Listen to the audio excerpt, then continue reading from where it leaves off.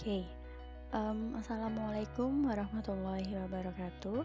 Selamat pagi semuanya. Apa kabar? Semoga selalu dalam keadaan sehat ya.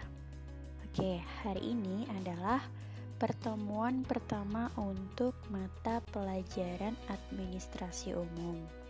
Nah, jadi karena ini pertemuan pertama, sebelumnya perkenalkan dulu nama Miss Yesi Oktarina. Di sini Miss akan mengampu mata pelajaran administrasi umum untuk kelas 10 dan juga mata pelajaran ekonomi bisnis kelas 10. Gitu ya. Nanti selama satu semester ini pembelajaran kita bisa dilakukan melalui video, kemudian melalui grup WA, atau bisa juga nanti pembelajaran kita dilakukan melalui Google Form.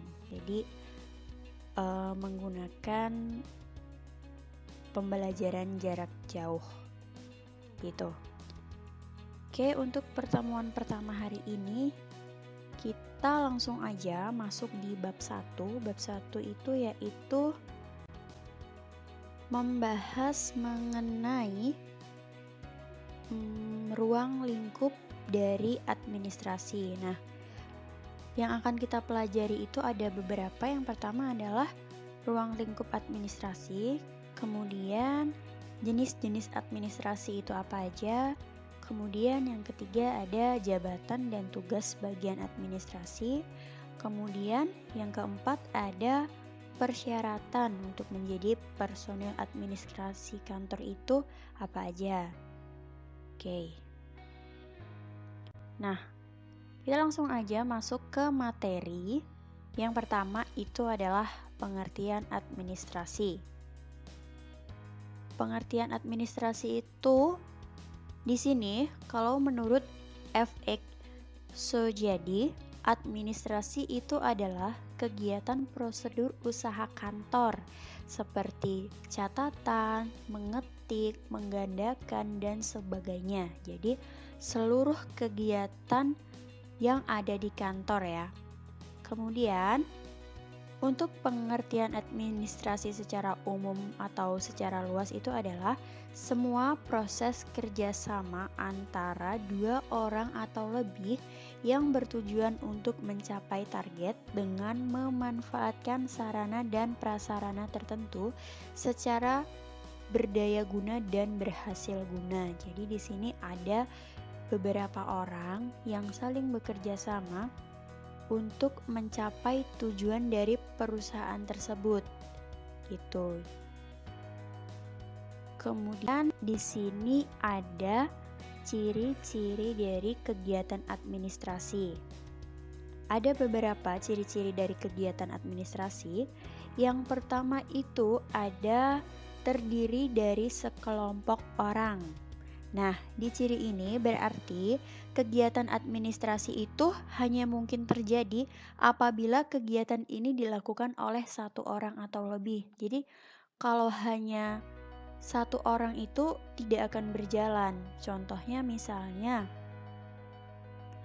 kegiatan pembuatan surat. Nah, itu pembuatan surat itu dilakukan oleh petugas administrasi dengan instruksi atau komando dari atasan untuk membuat misalnya surat kerjasama, surat penawaran barang, atau surat perjalanan dinas.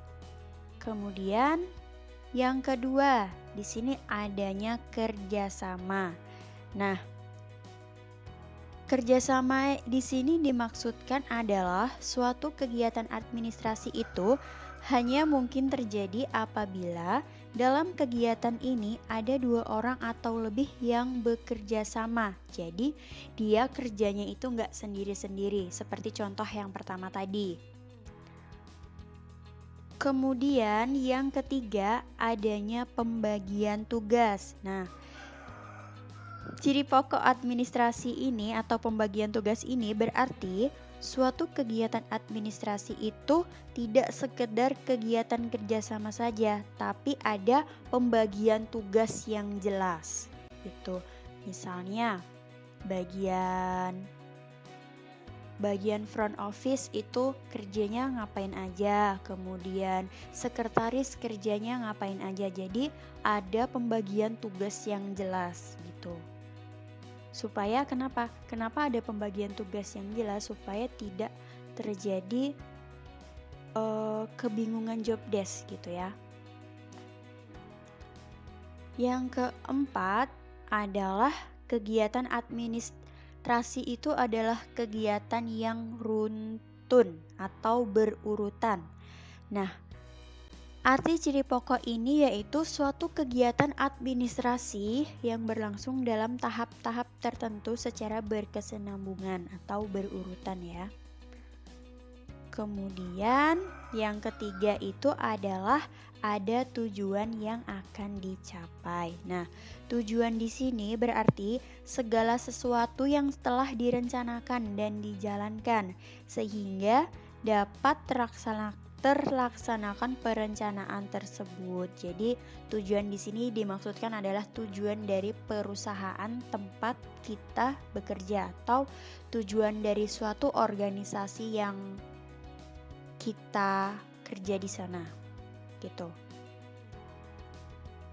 Selanjutnya ada fungsi dari administrasi. Yang pertama ada fungsi investasi, yang kedua ada fungsi mencari dana, yang ketiga ada fungsi pembelajaran.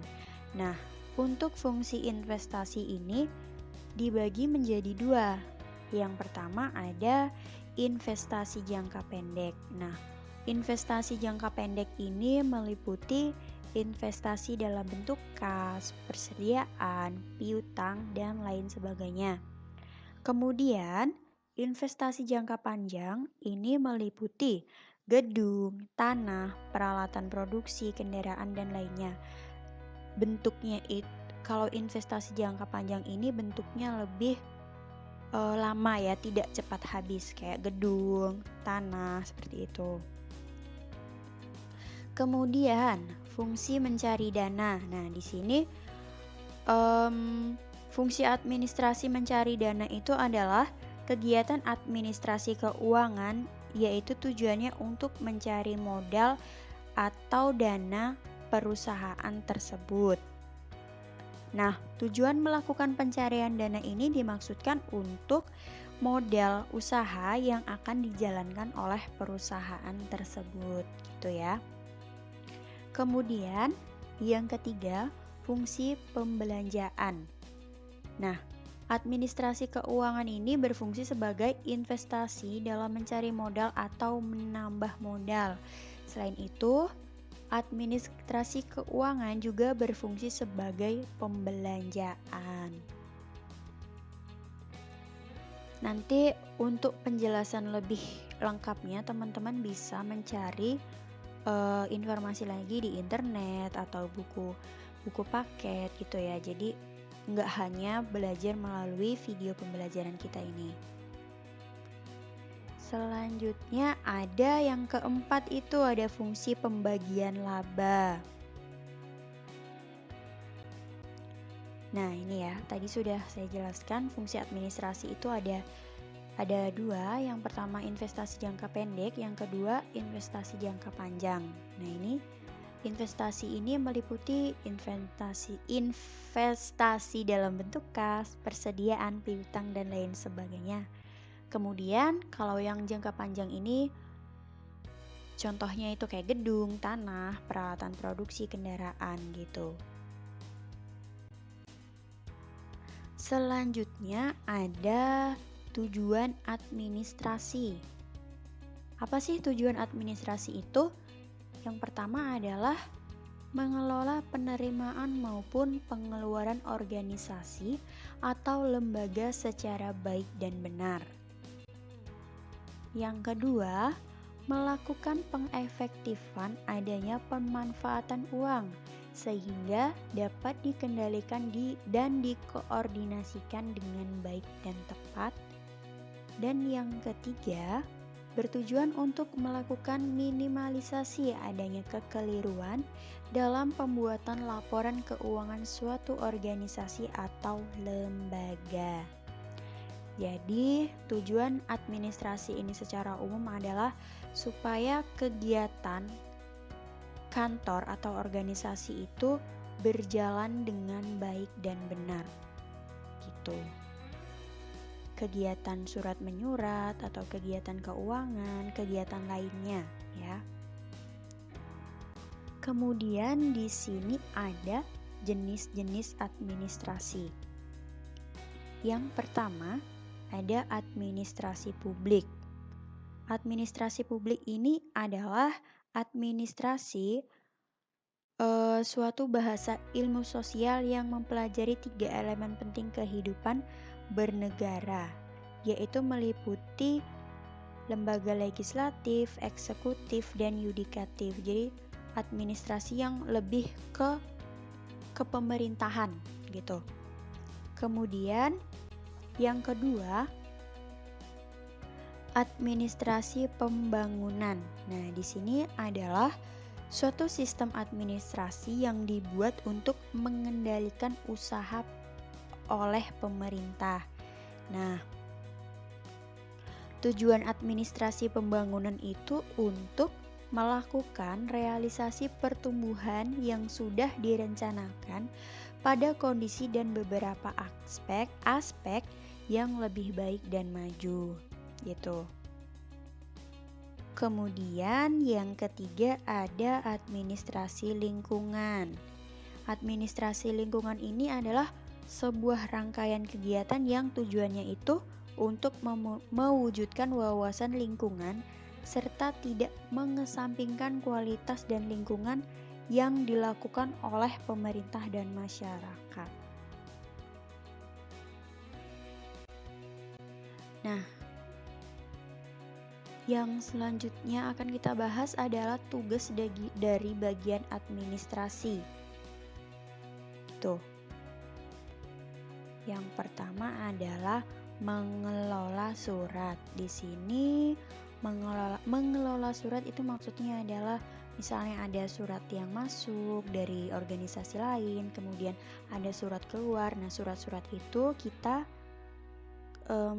arsipkan menjadi satu supaya nanti ketika kita akan mencari surat tersebut lagi mudah untuk ditemukan.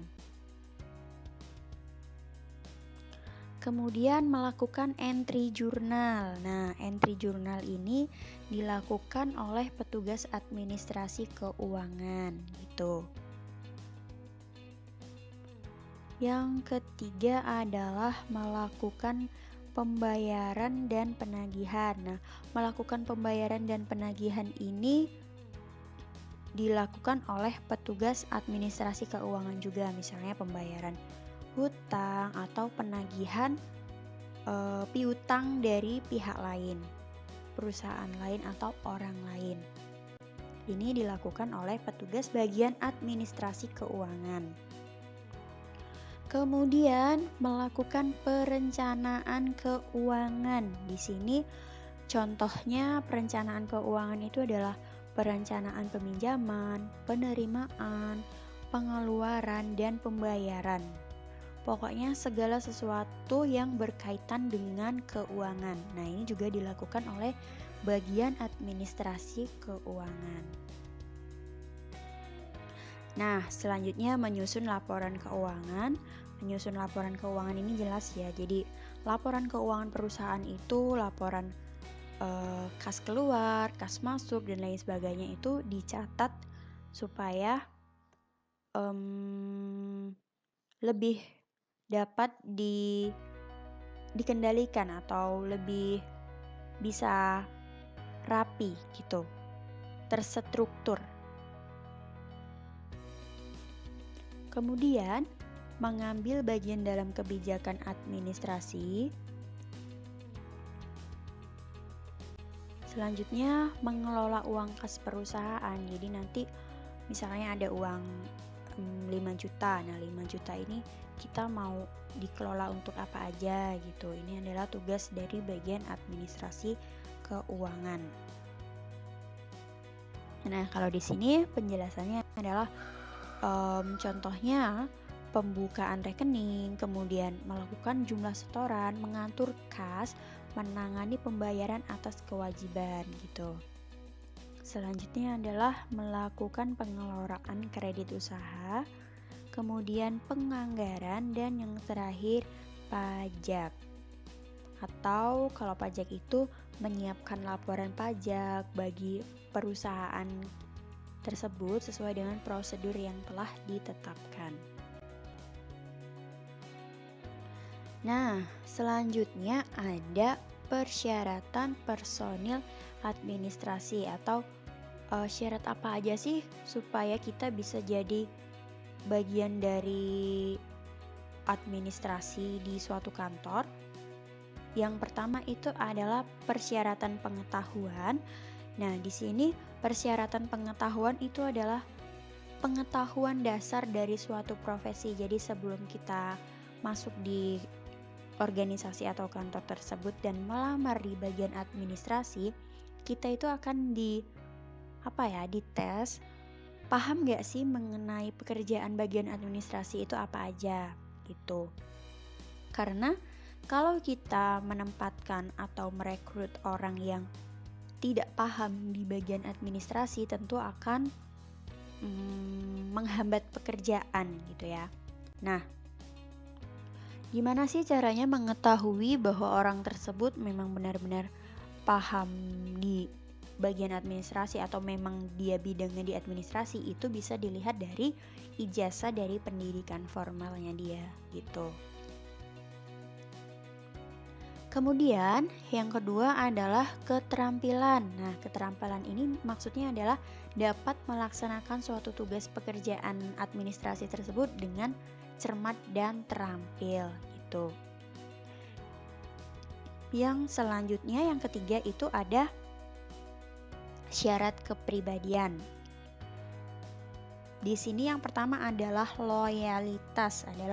Loyalitas itu adalah kesetiaan terhadap perusahaan. Kemudian yang kedua tekun dan rajin. Yang ketiga sabar. Sabar di sini berarti teliti, ulet, telaten gitu ya. Kemudian yang keempat adalah kerapian. Kerapian di sini adalah dari cara kita berpakaian gitu ya. Baik atau enggak, tertata atau enggak, berantakan atau enggak. Karena itu akan dilihat khususnya bagian administrasi yang di bagian front office itu akan bertemu dengan banyak orang, menemui tamu. Nah, itu kerapiannya juga harus diperhatikan. Yang terakhir adalah dapat dipercaya. Dapat dipercaya di sini maksudnya dapat menyimpan rahasia atau hal-hal yang sifatnya rahasia yang tidak boleh diketahui oleh orang lain. Di sini misalnya rahasia dari suatu perusahaan atau rahasia dari perusahaan tempat kita bekerja gitu. Oke, materinya sudah habis. Di sini ada tugas mandiri ya. Kerjakan tugas melalui link Google Form yang ada di deskripsi video. Nanti linknya teman-teman lihat di deskripsi video di bawah. Kemudian waktu pengerjaannya itu sampai Sabtu besok ya, tanggal 31 jam 12 malam. Karena setelah tanggal tersebut linknya akan saya kunci. Jadi kalau yang belum mengerjakan tugas setelah tanggal tersebut nggak bisa ngerjain lagi karena sudah tidak bisa diakses lagi linknya. Oke? Jadi sebisa mungkin dikerjakan sebelum tanggal 31 gitu ya. Ada waktu 3 hari. Tugasnya nggak banyak kok, cuman beberapa soal dan itu pilihan ganda. Oke, terima kasih untuk pembelajaran pertama kita hari ini. Semoga dapat dipahami dengan baik. Kalau masih ada penjelasan yang kurang jelas, teman-teman bisa tanyakan melalui WA. Kemudian Jangan lupa untuk tugasnya dikerjakan ya, waktunya 3 hari. Tetap jaga kesehatan, patuhi protokol kesehatan, jangan lupa belajar lagi di rumah, baca-baca lagi materinya di internet. Oke, terima kasih untuk hari ini. Wassalamualaikum warahmatullahi wabarakatuh.